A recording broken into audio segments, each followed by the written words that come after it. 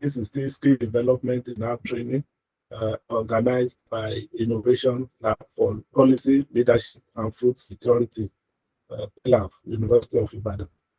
And today we are going to focus on basic data visualization.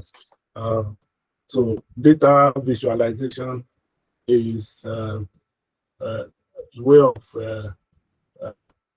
converting numerical, not only numerical data generally, into visuals in the form of charts, graphs, and graphics generally. So it's easy to remember, it's easy to explain graphically, it's not technical, it's not mathematical. So that's the beauty of visualizing. And for those who deal with data, you need to visualize for your audience to follow. You need to learn how to produce visual graphics and use it not only to communicate result findings, but also if you have to justify, motivate, and discuss your results. So at the end of this session, you'll be able to get familiar with the qplot2 package, which is built or produced to give you elegant graphics. You should be able to understand three basic components. There are about 7 components, but being an introductory course to data visualization, I will limit my discussion to the 3 most important components of grammar of graphics. As you see later, there are 2 important functions in the ggplot2 package that we want to use. One of them is a qplot function, which you can use to produce data visualizations, similar to ones you see in other packages. So it's not as robust and flexible as the other one, which is ggplot function. But we are starting with this, and then in the next session next week, my colleague will take care of that. So that one will be a little advanced compared to the qplot function. Finally, one graphical display that is very popular is boxplot. I'll just take time to explain the component of this boxplot and how you can interpret various segments of the plot. So in terms of our coverage, first, what is ggplot2 and why are we so interested? So then what are the components of ggplot2? The basic one, as I said, and then we look at the types of graphs for data visualization. Then we go to the R package, RStudio, see how we can install and load ggplot2 package, and then take a dive to qplot function, and then begin to use the function to generate a number of beautiful, elegant, attractive graphs. So what is ggplot2? Why ggplot2? Package. So ggplot2 is an R package, simple as that. There are several R packages, but ggplot2 is a class on its own, and it's for producing statistical or data graphics with a very deep underlying grammar. So when we talk about grammar, what I'm saying, please, I'm using English grammar to communicate now. So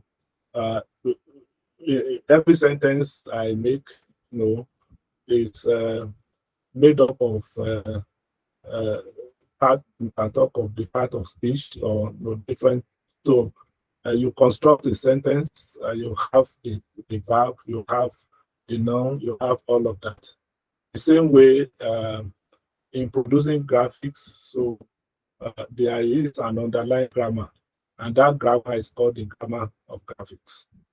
So the grammar has independent components that can be made up of many different parts. So you can create the grammar just like it's not the sentence you, when you are in primary school, maybe you are sentence like he is a boy or he is going to school.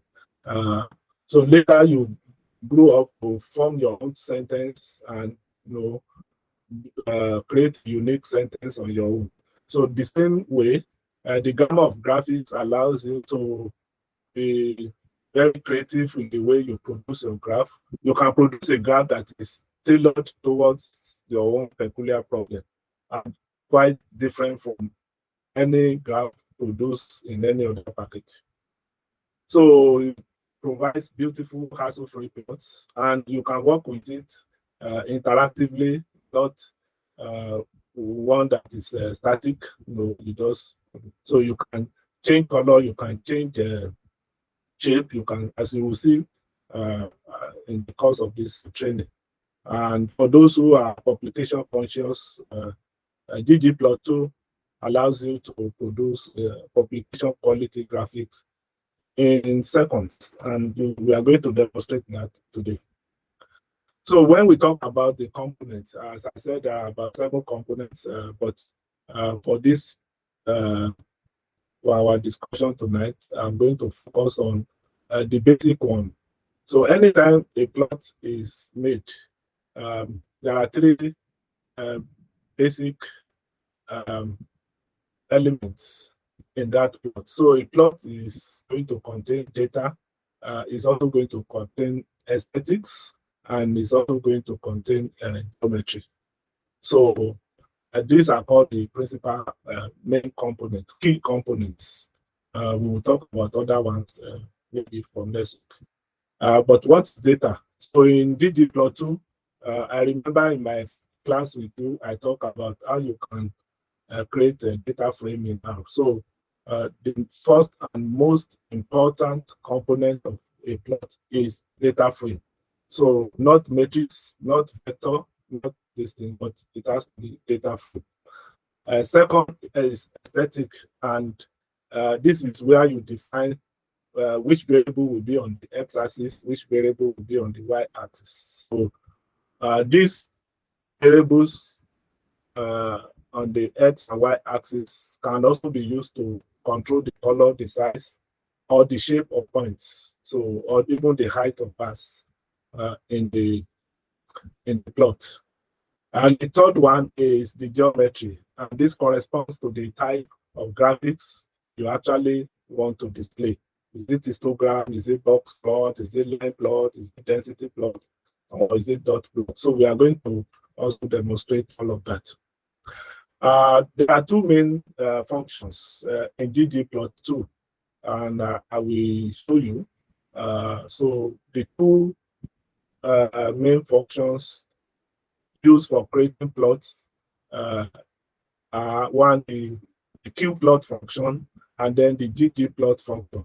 Just take note that this ggplot function does not have 2. So it's not ggplot2 function, it's ggplot function. This qplot is just qplot. So q there means quick, so quick plot.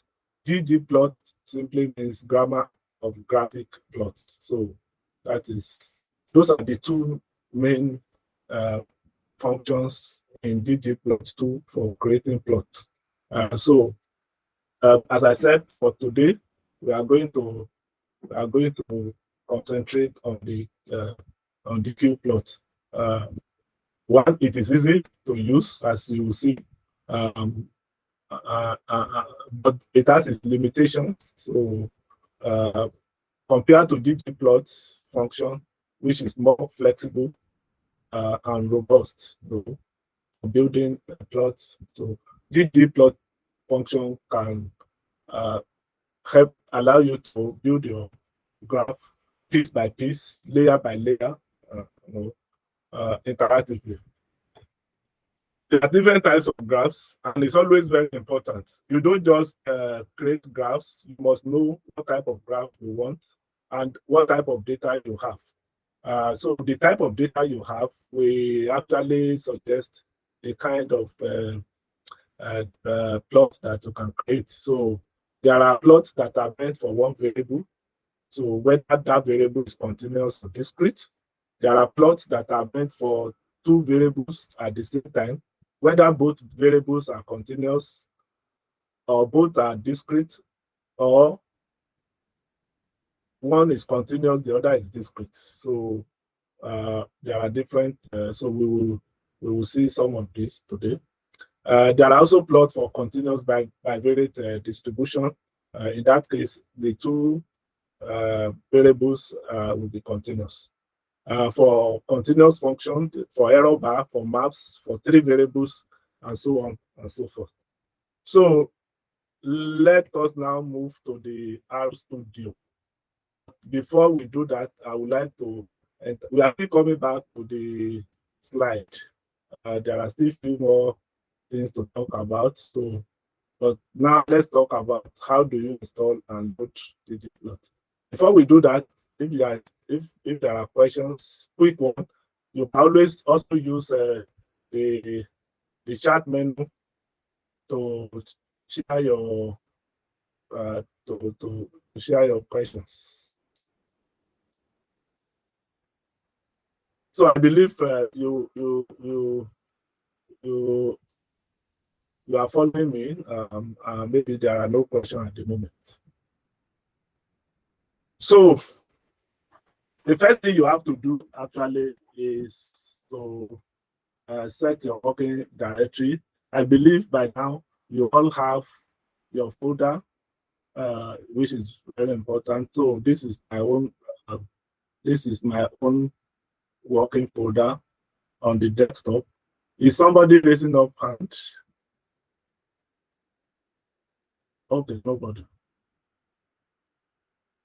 So so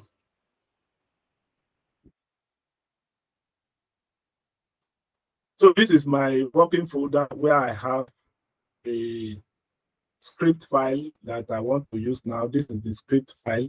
So I'm going to open it in the RStudio. And I'm also going to use this data. So you must be sure that you have those things in your working folder. I call my own working folder PiLAF 2022. So this is the working folder. So while there, I will click on this and then search for my working folder, which is on the desktop, and this is it. So I will click it, and then I will be able to look for the script file, which is ggplot2_3a. So I will select it and click open.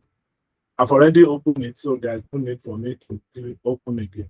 So you can do that. So if you do that successfully, then you are going to have this this script file open just the way my own is open. But you need to change this because this is my own working directory. So you need to change it to your own. And I believe by now everybody knows how to do that. But I will do it. So you go to session, then you set working directory, and you choose directory. So a window will pop up. Choose working directory window will pop up, and you can locate your working folder. My own is on the desktop, and then I will look for the working folder. My own is PiLAF 2022. Don't double click, just click it so that the name of the folder appears here. And once you do that, you can click open. At the moment you click open, there will be something here. That is the path this is your working directory. So you can just copy this. You can just copy this, right click, copy, and then block my own, and then paste it to replace my own. If you don't do that, you might not be able to run line 2. So I don't need to run line 2 any longer. So I have set my working directory, and I believe you have also set your working directory. So that's the first thing we have to do. And we have to do it successfully. The next thing in line 3 is the installation of the ggplot2. Normally, you can check whether you even have the ggplot2 on your system. So if you click packages, then you can scroll to G. So yes, so this is you can. So this is GG. Yes, this is ggplot2. Create elegant data visualization using the grammar of graphics. So I have it, but suppose you don't have it, no problem. You come here. There are 2 ways to install. One is to click install here, and if you click install, this window will come up, and then you can type ggplot. There will be suggestions for you, so you can choose the one you are looking for, which is ggplot2, and then you can now click install. Make sure you check install dependencies, and then click install. It may take a while, but it will install, and install all dependencies as well. So I don't need to install since I have it already. So, but that's the process. So I repeat, just click install, and then in this window, type ggplot, and then look for the various suggestions and select ggplot2.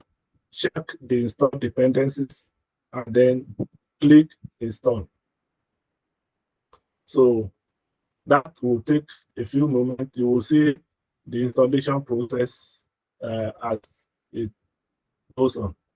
The alternative is to use the command.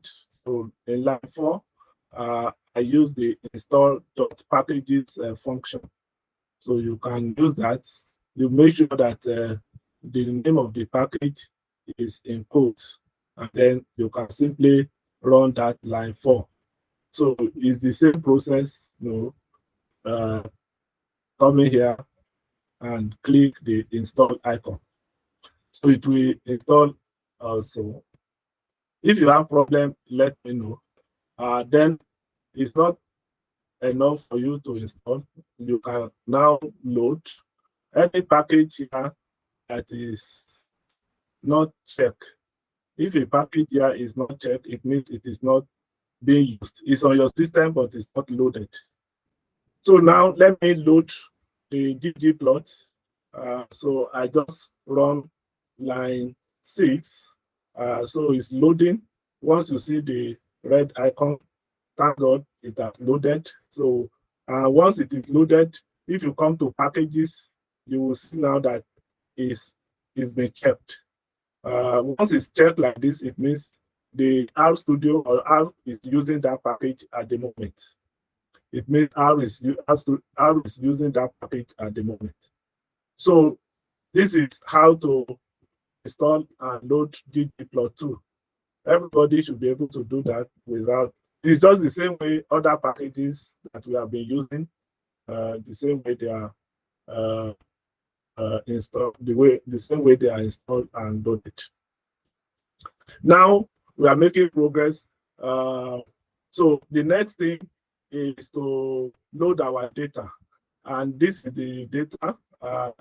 We want to load the data. If the data is not in your working folder that you have set, that the path is defined in the set working directory, you won't be able to run line 8 successfully. So we are reading this CSV file using the read.csv function, and then naming it demo in R data frame. So this is now R data frame.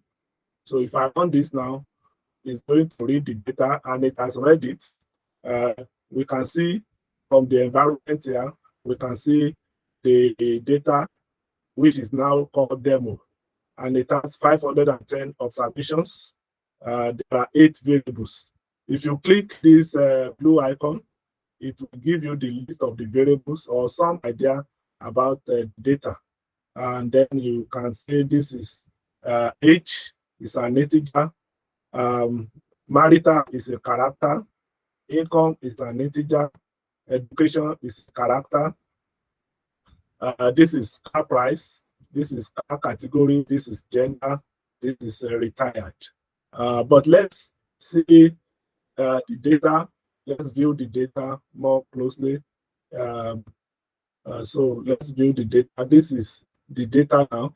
So it's about car owners, and the data was collected from 510 car owners. So it's about the age of the car owner, the marital status of the car owner, the income of the car owner, the educational status of the car owner, the car price, the car category, whether luxury, standard, economy, the gender of the car owner, and whether the car owner has retired or still in active service, like some of us. So there are 8 information provided. So the first person here, age is 55, is married, income is 72. This person did not complete high school, but is using a car of 36.2, a luxury car, a female, and is still working, has not retired, so on and so forth. So it's always good for you to understand your data very well. So there are 510 car owners. The last person here, age 43, very young, and is married.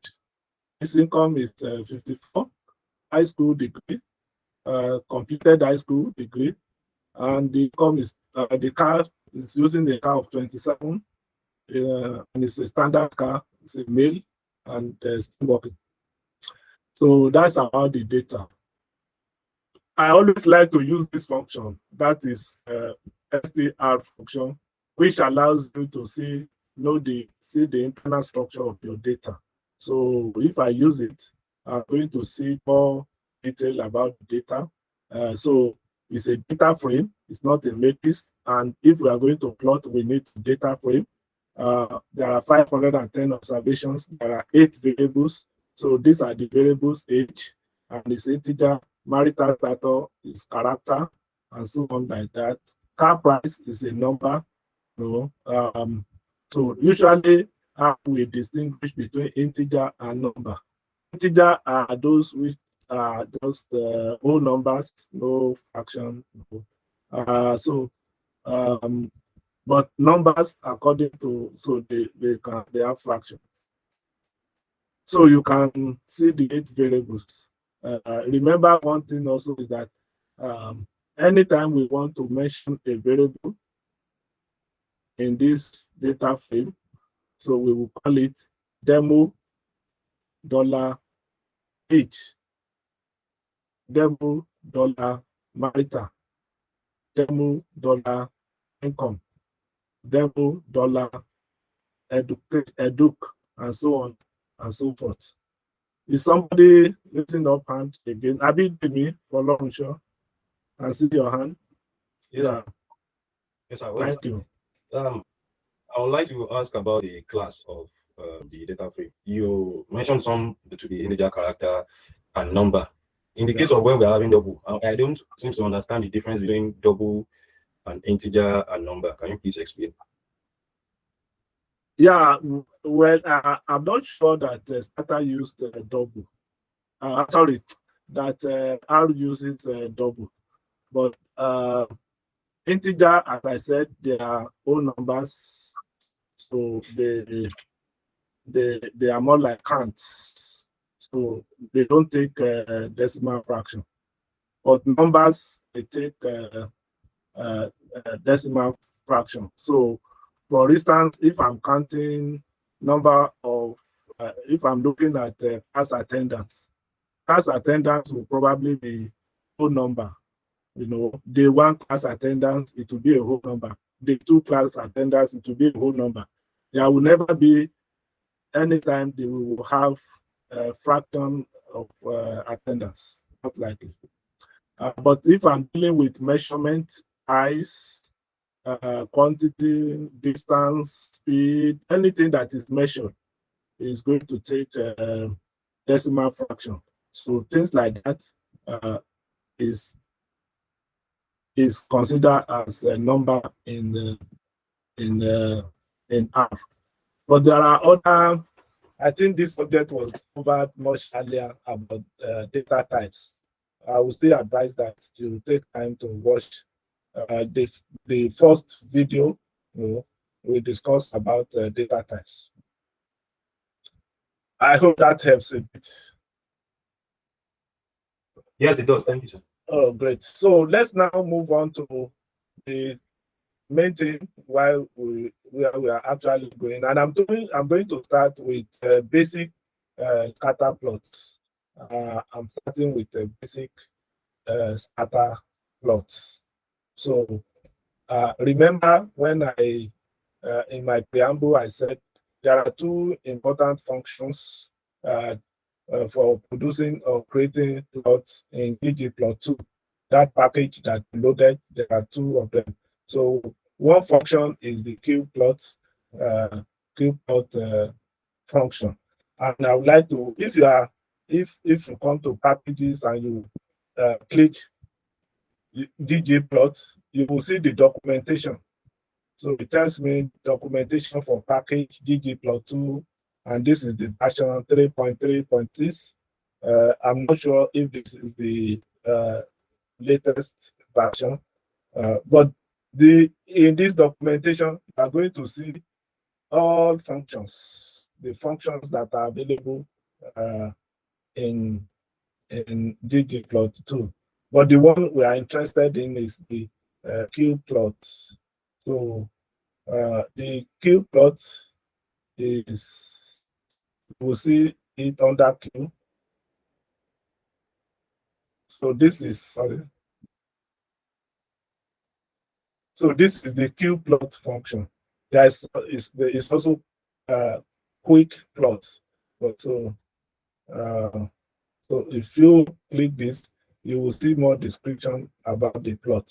And it's always good for you to take time to understand this function, because it helps you to produce things in your own unique way, beyond whatever we are able to do in the class. So when you are using this function, the first thing you need to specify is the qplot in line 13. That is the qplot. And then follow that will be x, y. So x, y, remember define the aesthetic. In other words, in any plot, there must be two axes, at least for bivariate data. So there will be the x-axis and the y-axis. So any variable that will be on the x-axis will be defined first. So if you look at line 13, so when I plot it, it means I want income to be on the x-axis.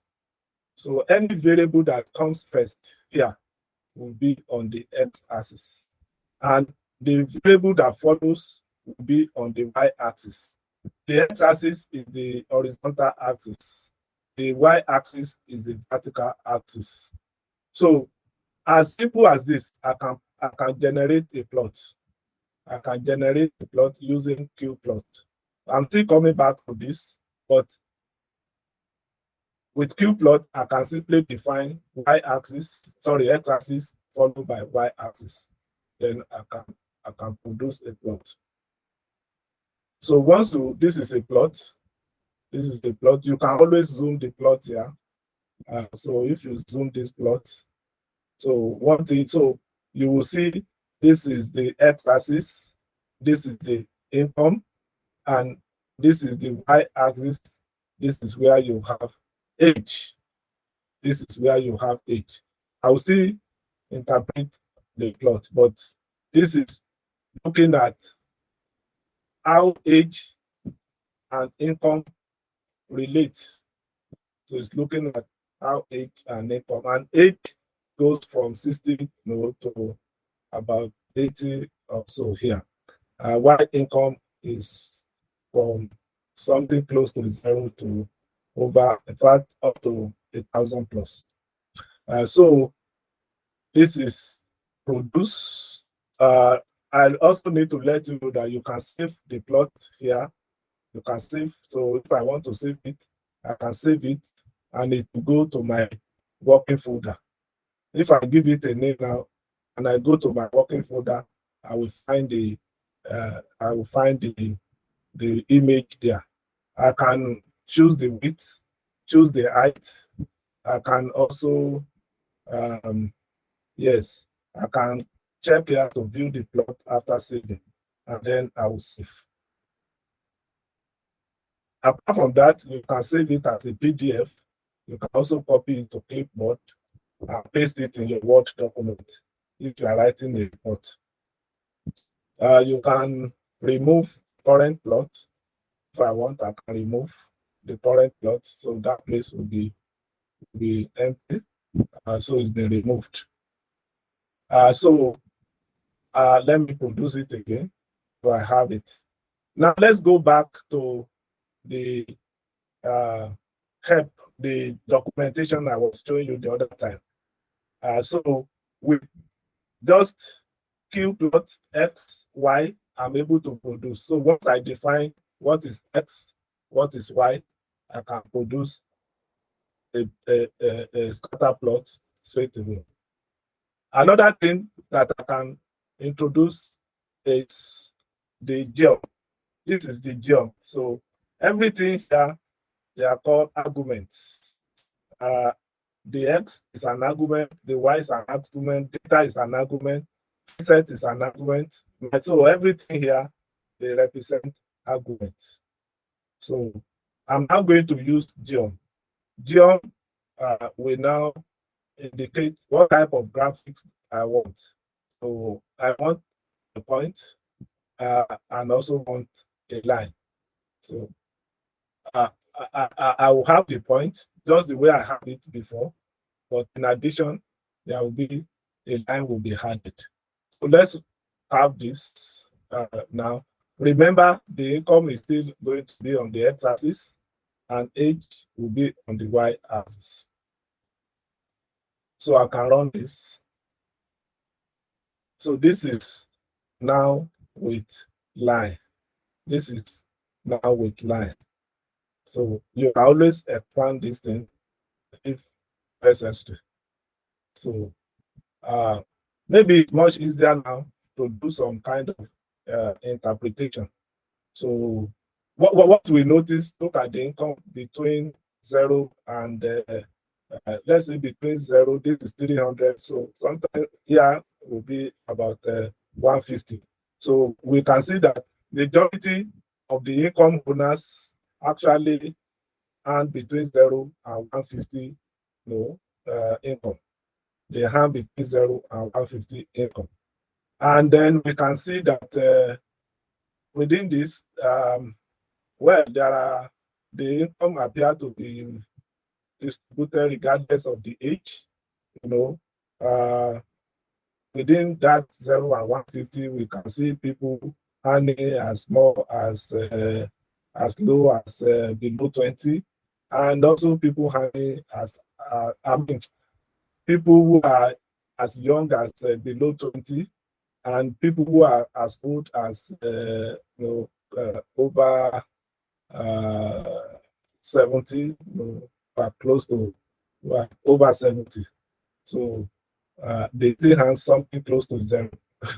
And then you could see old people also among those who are earning below 150. You could also see young people who are earning below 150. But again, we can see that this is the highest income earner in this group, and this highest income earner is somebody who is not yet up to 50. It's actually a young person. This line will be 50, but this is the highest income earner. So you can easily see that it's not up to 50. And then there are those who also earn above one other person who earn above 1,000, who is very close to 60. So, but in all, we see that highest income, those who earn good income, particularly who earn above 600 or who earn above 900, they are between 50, maybe 58, and then little above 60. So those are the kind of inferences that we can draw from this beautiful charts. So you can see in line 15, we're able to build another layer of jump to that. Now, we can also introduce scatter plots with a smooth line. So the option smooth is used to add a smooth line with its standard error. So the standard error is also smoothing. So instead of having line here, I now have smooth. I now have smooth. So if I run this, I'm going to have another plot which gives the standard error. This one is a line, but it shows the standard error of that line. So let me zoom it. So you can see that this is what we call the smooth line. This is the smooth line. Is something, and this is the margin, the error margin around the smooth. So you can see the error margin becoming wider, as you move towards high income. Yes, I feel somebody is raising up, and no, nobody is raising up. Stapias, there are so many questions. Okay. Yes, Abidemi.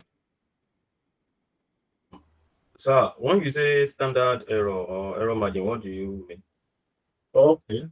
So error margin is this line is the smooth line. It's like it's like a line that is representing the behavior of these points. So it smoothens the points. So the error margin is expressing the partial of the values from this smooth line. And the closer, the better, the wider the poorer. So if the error margin is so close, it's much better. But when the error margin becomes wider here, it tells about the difficulty in using that smooth line to predict, subsequent ones accurately. So departure from the estimated line is what is called the error. So this is the smooth line, and this gap represents the departure from this. So anything above is the positive departure, anything below is the negative departure. So it's like what we call the interval, the confidence interval. This is error margin. So I hope that helps. Yes, I do. Yes. Yes. So let's now move to the so I've talked about how we can um, uh, include the smooth line. We can also smooth line by groups. So let's go back to this function qplot. So I'm going to change few things here. I'm going to use X. I'm going to use Y. I'm going to use data. Remember, at the beginning, I said there are three important components. So the first component is data. So we must declare the data. So in line 23, I'm declaring the data, and the data is demo.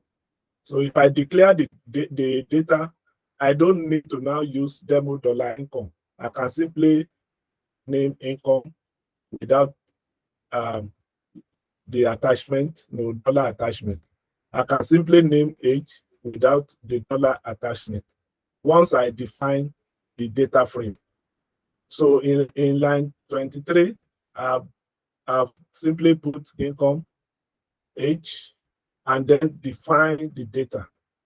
And then, of course, we want for the graphic, before I talk about this, we want to, the type of graphic we want to display is point. But we want this point to be colored based on whether the subject has retired or the subject is still in active service. So I use color function, color argument.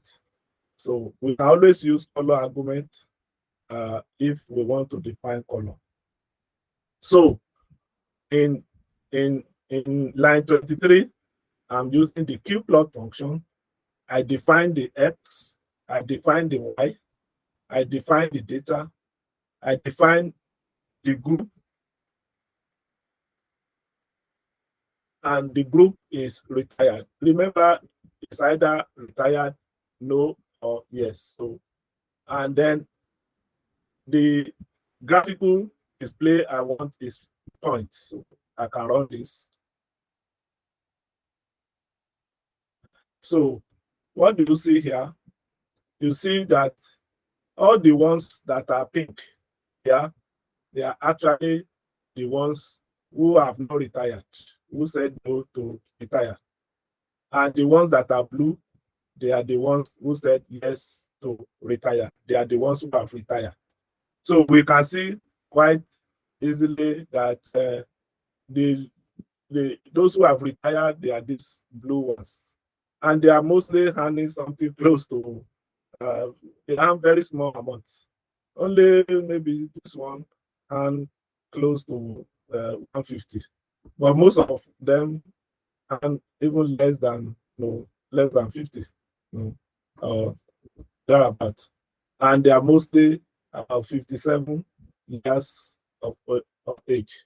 So you can see how we can use the qplot function to really make sense from our data and based on the way we produce the plot. I can also create another category. Yes, somebody raising up and Peter, yes, okay, is it an error? No problem.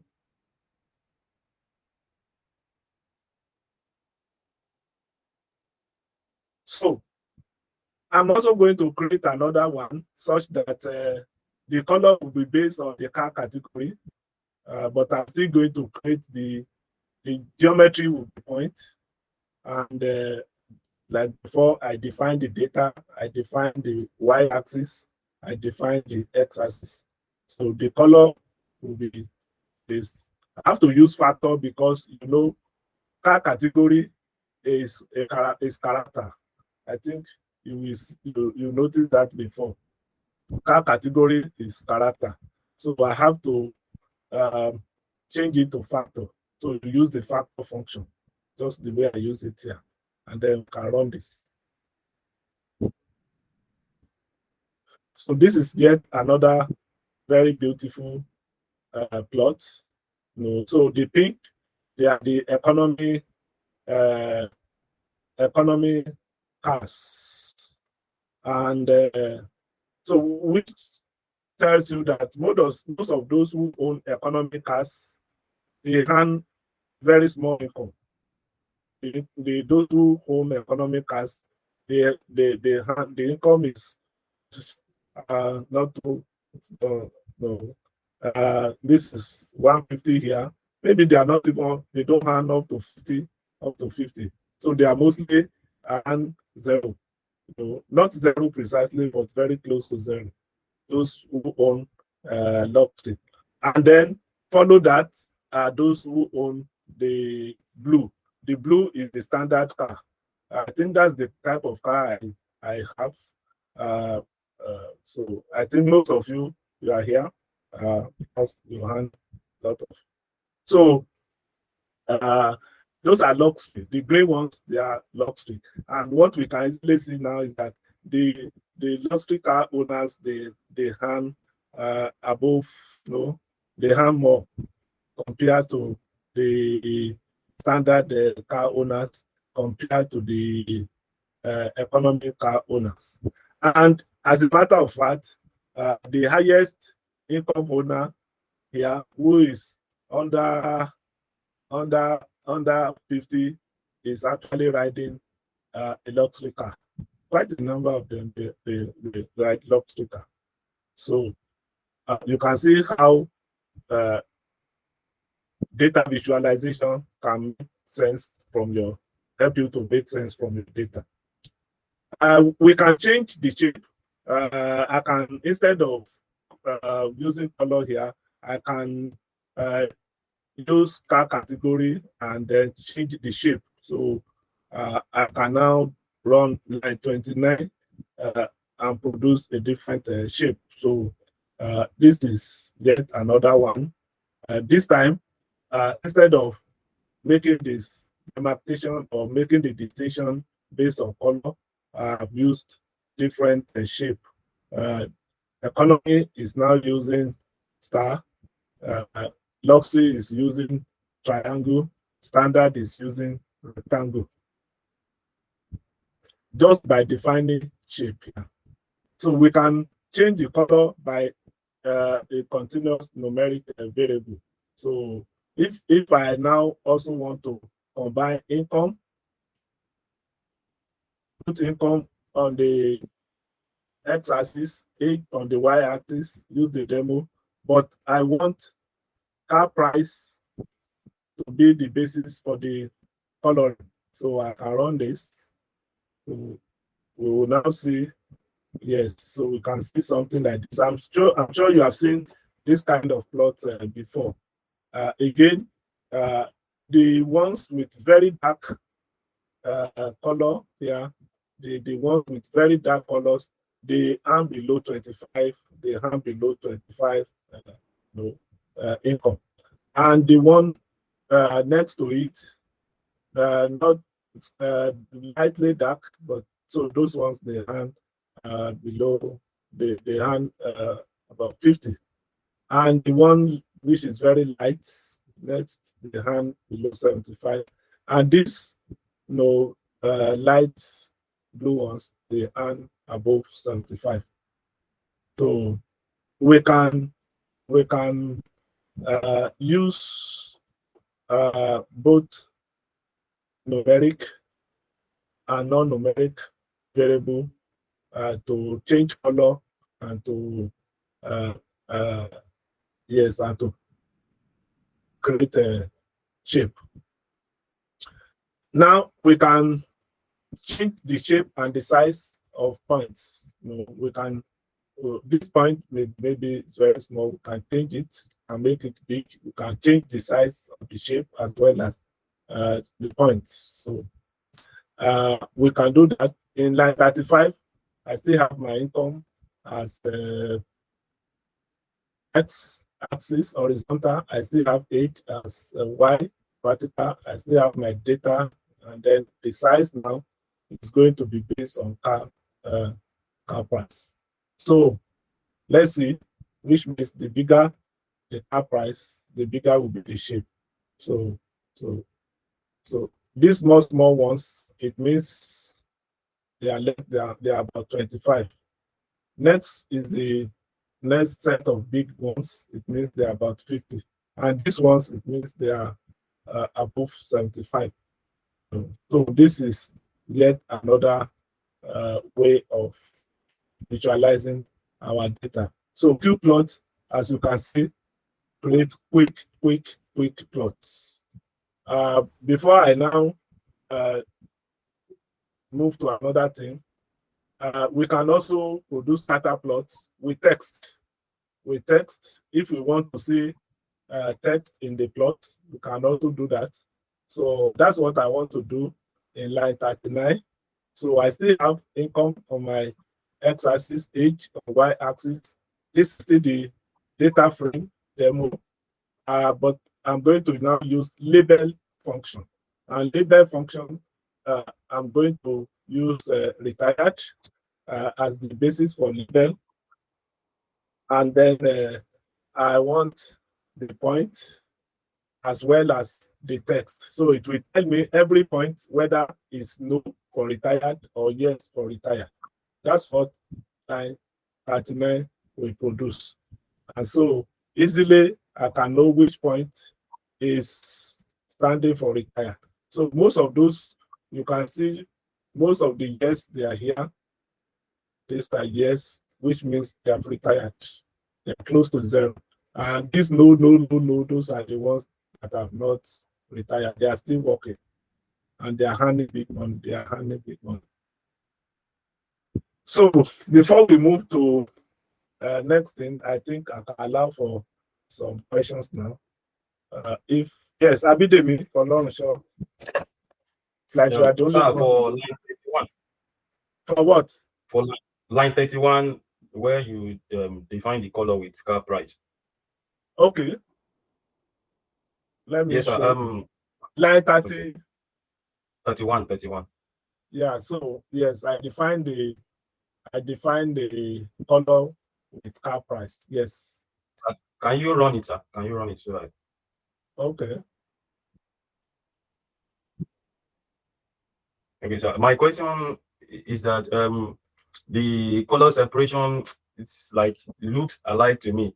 Is there a way we can change the color of each section? Like, okay, R has produced it like this. Or if you look at the color separation for the 25 and the one below it, the 50, I think it looks the same to me. For some people, they have color problem that you cannot easily separate color. So can we just change the color for each section so that they will have different colors and it will be easier for people to understand? Yeah, you know, it depends on what you want to. For this kind, you cannot change because it's telling you the car price you see here is telling you about the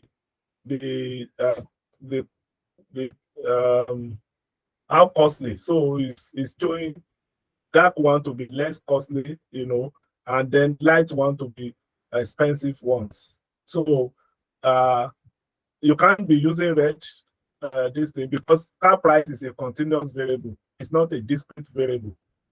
So it's just going to make it from deep to light because it's a continuous variable.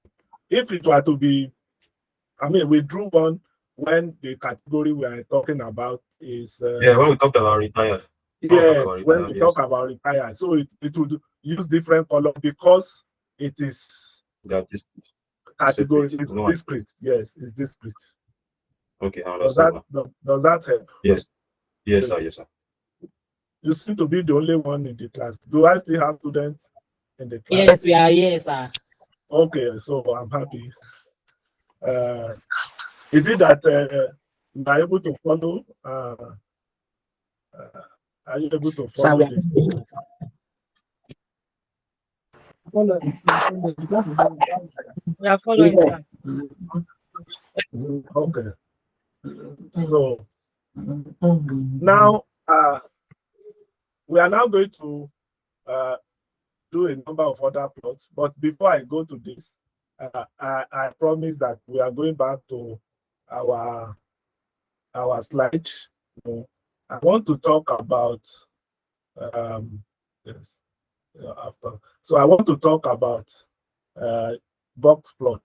So box plot is one of, for me, is one of the best, well, one of the most popularly used plots for data, visualization, because it has, as simple as it appears to be, it conveys a lot of information. One, it talks about the location of the data, so it talks about the center. It's also used to understand the spread of the data, playing the role like variance, standard deviation, and so on. Then it's also helpful to know the shape. So there are three things: the location, the spread, and then the shape of the data. And finally, it helps to detect outliers. So these are some of the benefits of box plot. So suppose we are talking about income. So box plot will automatically arrange the data from the smallest to the highest. So this will be the smallest observation, and this will be the highest observation. So box plot also will partition the line, cut the line, or partition the line into quartiles. So quartiles divide observations into 4 equal parts. So this line is quarter 1, which divide the entire data from Q1 down. This is quarter 2, which is also the same thing as median. So it partitions, this is the second quartile. This is Q3 to this place, which is which also gives the third quartile. And then this is the fourth part.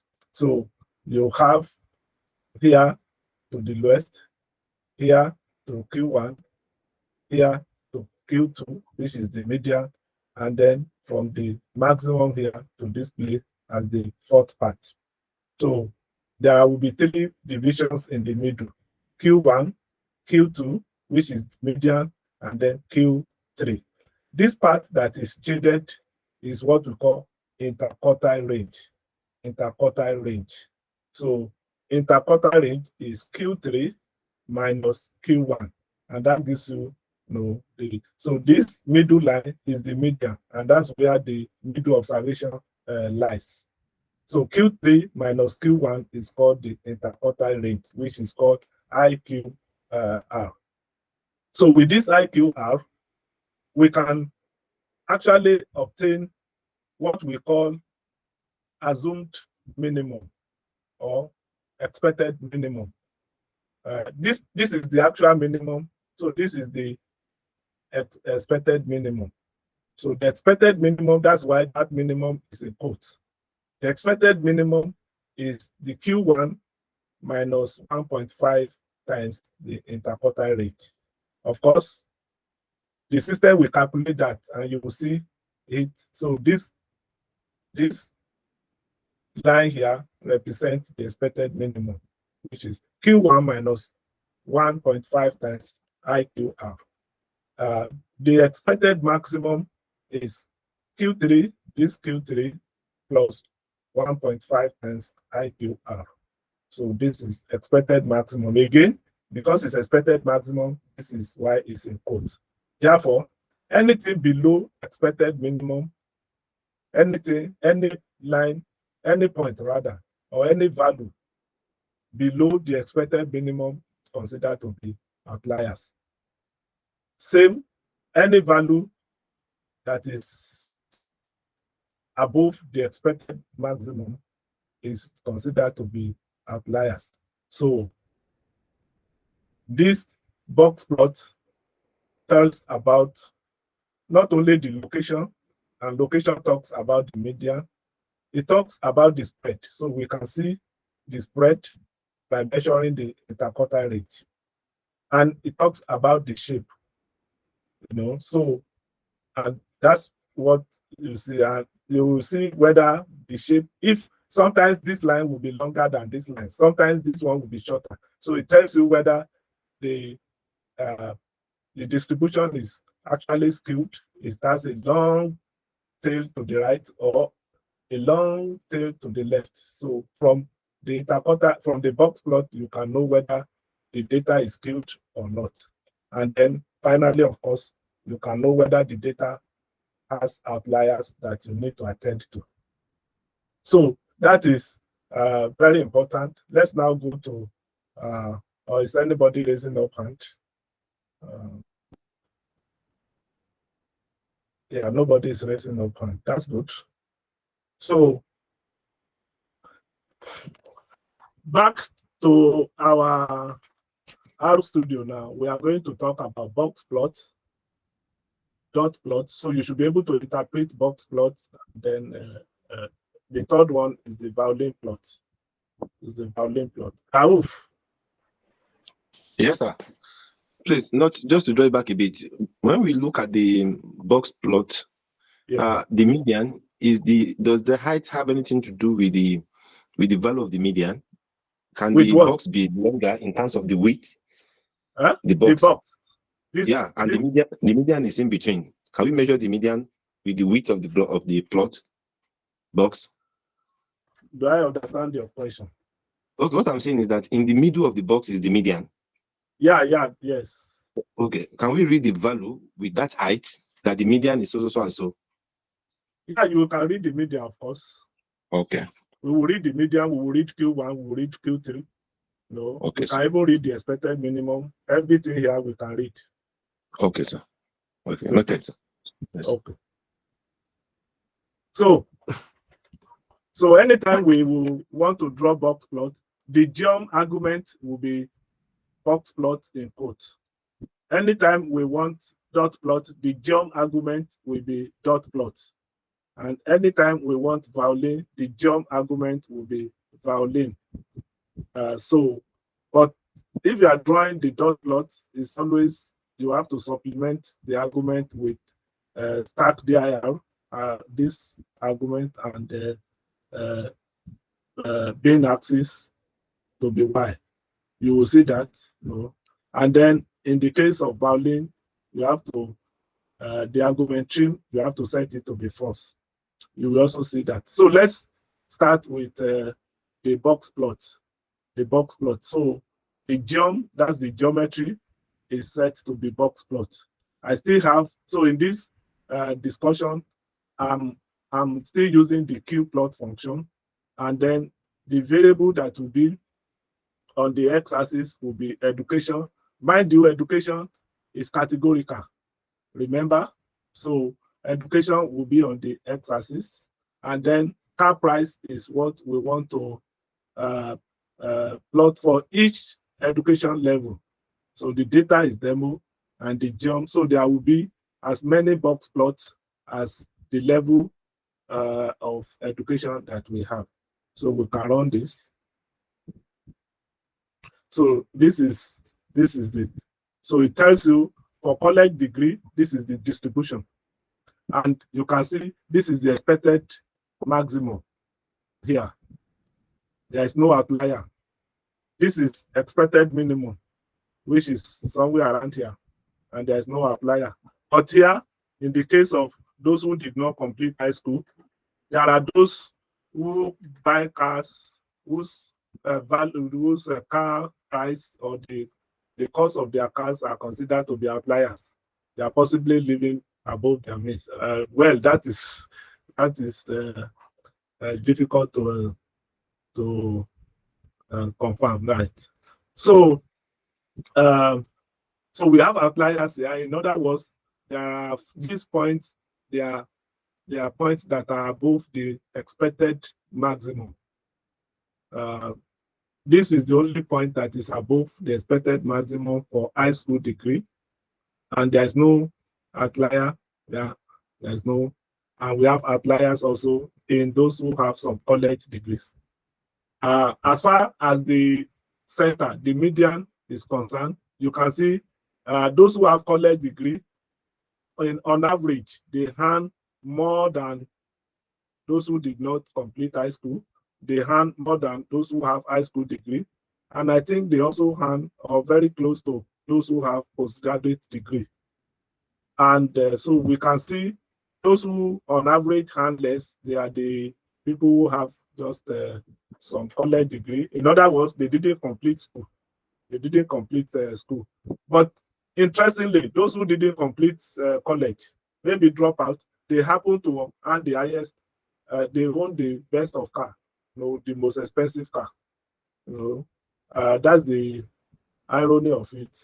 I don't know if it happens in all countries, but this is what this data is telling us right now. They just didn't finish their college, but yet they are able to buy very pay for expensive cars. So these are a way to make sense from your data. And you can see, even though the median is here, look at where the upper quarter is Q3 is. So you can see the gap here is not the same as the gap here. And you can see this tail is longer compared to this tail. For almost all of them, they seem to have their longer tail to the other side. These bars, these box plots, they are horizontal. If I want to make them vertical, it's easy. I can just copy this. If I copy this and I press enter, hit another one, and I make this car price to be the first variable,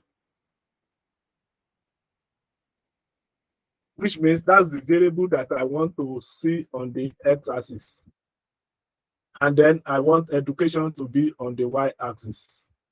Any variable that you put there first will be the one that will be on the x-axis. So always take note of that. So you will see I've now produced a vertical kind of, this is a vertical, or rather horizontal box plot. Maybe this is easier to interpret for you. So some college degrees, the same thing. So then we can fill the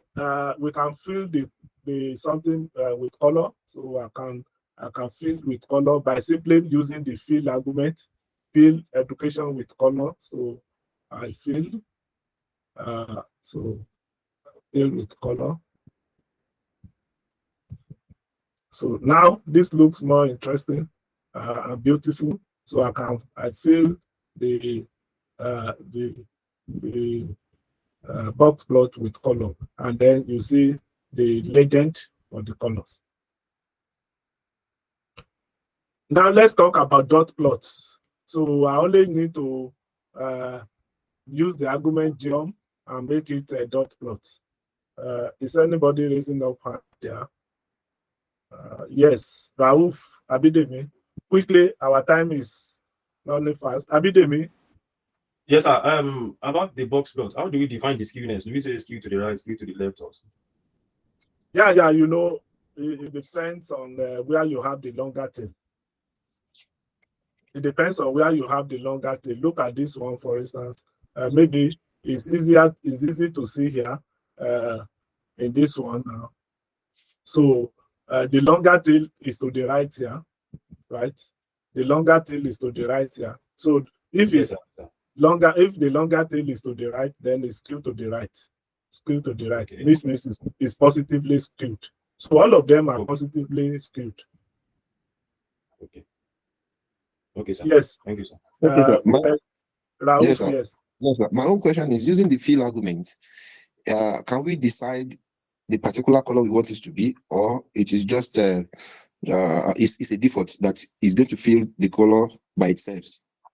Yes, it's not, this fill is default, but you can define the color. So, but we don't have the time to go to all of that.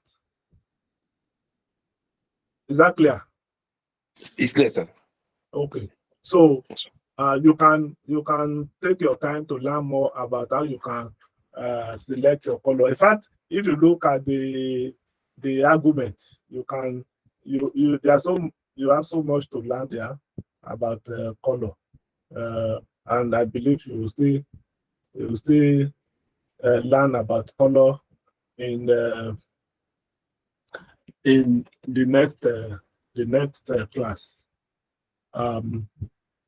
Yeah, so let's now move to line 53. This time I'm interested in dot plot. So my geom will just be defined to be dot plot.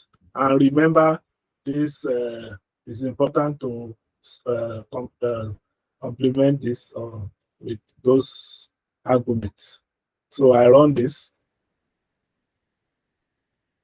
So these are dot plots. These are dot plots. Again, I could have it in the, this is vertical one. I could have it in the horizontal if I want, if I just change education here, and put car price here, and I put education here.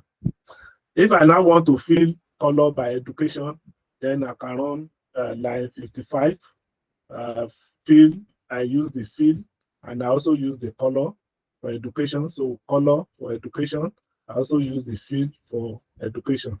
So I can run this. So I'm going to fill, I'm also going to have, yeah, it's still working. Session aborted, why? Sorry, because I expanded. Wow.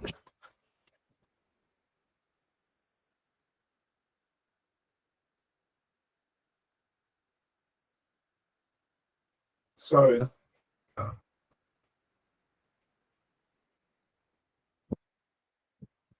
So I need to quickly, since the session was aborted, then I need to load the data again.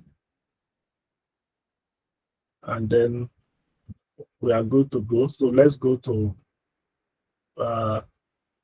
here. We have this qplot.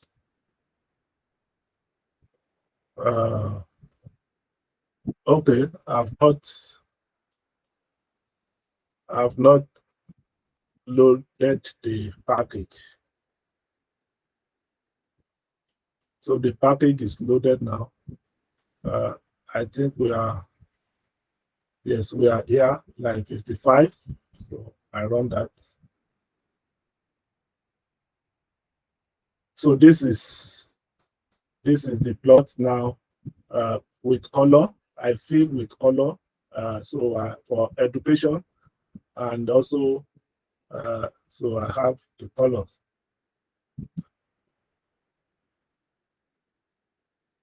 Now violin. So line 59, I only need to indicate the geom to be violin, and then remember to set trim to be false. So this is violin. This is violin. Something close to, so it tells you where you have most of the observations, something like that. So where you have this bust, that's where you have most of the observations. So this is violin. Finally, before we close, there are other types of plots which they are, you use them if you are dealing with one continuous variable, like so histogram density plots, we can also produce them. So the histogram and density plots, they used to display the distribution of data. Take for instance, you see I'm still using qplot function, but I'm only defining one variable.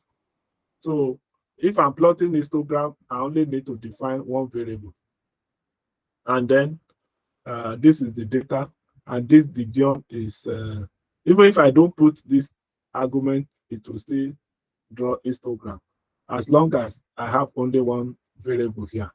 So I can run this, and then this is the histogram. If I want to plot the density function, they show distribution. They show how the values, how they concentrate. So the geom is density now, because, and I can fill by gender. So which means I will have the histogram of the female gender, the histogram or the density rather, the density plot for car price for each of the gender, and each of the gender will have different color. That's what we get here. So this is it. So this shows, this is the density for male, and this is the density for female. So both male and female, they are skewed. As you can see, the tail is to the right hand side. They are positively skewed. In fact, it appears there is no tail on the left at all. Then we can change to line type in 75. So instead of having the field one, this one is not field. So this is the pink is for female, and then the blue is for male. And finally, we can use other arguments to put title to the x-axis. So for instance, if I'm plotting the density for age, I can fill by retired, and then I have the x-axis defined to be, this cannot be, because this is age, so this cannot be car price. Please change it. So this should be age. This should be x-axis on age, and then the main, that's the title. I call it density plot of age of car owners, and I run this. So you can use the code to also put, that's what has happened now, to put the title and to also label the axis, density for the y-axis and age for the x-axis. And then, so you have the density. This is for those who have not retired, and this is for those who have retired. For those who have not retired, you can see the density. You can see they are, in terms of age, they are some below 20 to something, around 50 something here. Whereas the ones who have retired, they are mostly concentrated around the age of 60 something. Those who have retired, this is 60. So this is where you have the concentration. So this is density for those who have retired. This is density for those who have not retired. And we were able to label it accordingly. This is the title of the plot. Thank you. This is the end of today's session. Questions? As a matter of confirmation for that, is it that when we are dealing with just a variable, that is when we have the histogram or the bar chart, and when we're having two variables plots is when we're having the box plots and the violin and the likes. Is that so? Excellent, excellent. So when you are having two variables, then you can plot scatter plot. But when you are having a continuous variable, then you can plot histogram. But you can also do histogram for each category. So you can still have a categorical variable. So I can have histogram by gender. I can have histogram by educational level. So ggplot2 allows you for that kind of thing. Okay, sir. Thanks, sir.